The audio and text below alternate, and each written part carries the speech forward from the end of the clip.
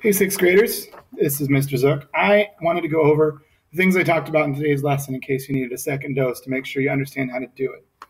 So what I did here on my template is I took each of the sections from the outline. I borrowed a little bit from Leland, a little bit from Mikio, and I just included them as separate paragraphs.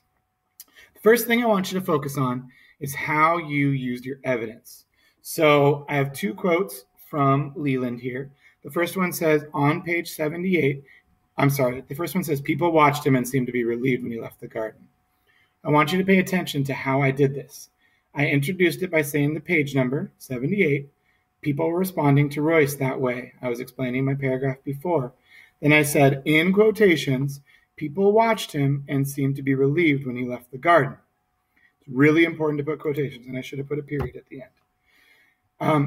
Then I went on to explain, people in the garden judged him by his race and were scared of him because of the color of his skin. And I know how to fix that. I explained in 3 sentences what to do with that, or why that quote was important to my theme statement.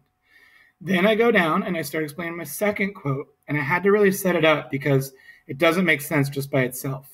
So I said, later in the book, a character named Amir talks about becoming friends with a woman who judged him based on his race. She called him a mean name, and that's when she said, you're a dirty foreigner. Then I said, on page 81, she said to him, back then I didn't know it was you. So there's my evidence. Then I still explain it. She realized that when faced with the person who she had judged, she couldn't continue to call him names. She got to know his wonderful personality.